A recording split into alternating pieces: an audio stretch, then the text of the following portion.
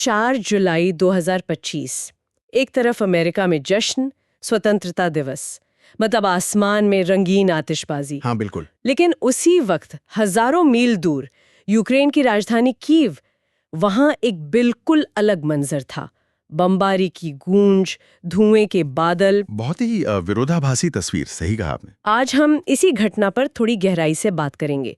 हमारे पास कुछ शुरुआती रिपोर्ट्स हैं, कुछ नोट्स हैं, और हम इन्हीं स्रोतों के आधार पर समझने की कोशिश करेंगे कि कीव में उस सुबह असल में हुआ क्या। हाँ, मतलब इन सोर्सेज से जो जानकारी निकल कर आ रही है उसे देखते हैं। हमारा मकसद यही है कि इन स्रोतों से जो पता चल रहा है उसकी बारीकियों में जाएं। क्या हुआ, कैसे हुआ, और शायद सबसे जरूरी, इसका मतलब क्या निकाला जा रहा है। जानकारी जो है वो ये है कि सुबह के अंधेरे में हमला हुआ। ज्यादातर शहर सोया हुआ था, और हमला भी कोई छोटा मोटा नहीं। करीब 550 ड्रोन और 11 मिसाइलें। 550 ड्रोन, ये आंकड़ा ये अपने आप में बहुत बड़ा है। हाँ, जरा सोचिए, सायरन गूंजे होंगे, धमाके हुए होंगे, और जैसा कि रिपोर्ट्स बता रही हैं, शहर के कई हिस्से धुएं और आग में घिर गए। यहाँ जो बात ध्यान देने वाली है और जो इन स्रोतों में साफ उभर रही है वो ये कि इसे सिर्फ एक और मिलिट्री हमला नहीं माना जा रहा।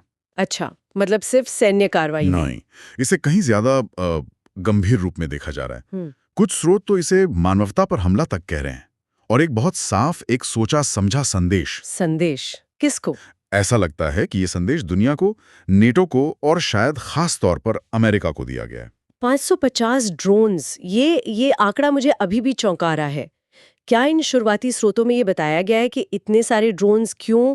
मतलब क्या ये सिर्फ भीड़ दिखाने के लिए था, या इन ड्रोन्स का कोई खास रोल था किसी खास टारगेट के लिए? देखिए, स्रोत इशारा तो कर रहे हैं। ऐसा लगता है कि ड्रोन्स का एक बड़ा हिस्सा शायद कीव के जो ऊर्जा संयंत्र हैं, पावर प्लांट्स और दूसरा जरूरी इंफ्रास्ट्रक्चर, उसको निशाना बना रहा था। अच्छा। हालांकि कुछ रिपोर्ट्स में यह भी जिक्र है कि रिहायशी इमारतों को भी नुकसान पहुंचा है। ओह। तो ये पैटर्न, जैसा सूत्रों में लग रहा है, इस बात को बल देता है कि मकसद सिर्फ फौजी नुकसान पहुंचाना नहीं था, शायद आबादी में डर फैलाना भी, आम जनजीवन को रोकना, व्यवस्था को क्या कहते हैं, चरमराना। ये सब उस संदेश वाली बात को और मजबूत करता है ना। और ये सब हुआ 4 जुलाई को, अमेरिका का स्वतंत्रता दिवस। क्या स्रोत इसे सिर्फ इत्तेफाक मान रहे हैं, या इसका भी कोई मतलब है? नहीं, ज्यादातर स्रोत इसे महज संयोग नहीं मान रहे हैं। ऐसा बिल्कुल नहीं लगता। ये समय जानबूझकर चुना गया लगता है, ऐसा इन रिपोर्ट्स का आंकलन है। जानबूझकर? हाँ, सोचिए, एक तरफ अमेरिका और पश्चिमी देश जश्न मना रहे हैं आजादी का, और ठीक उसी वक्त यूक्रेन की राजधानी पर इतना भीषण हमला।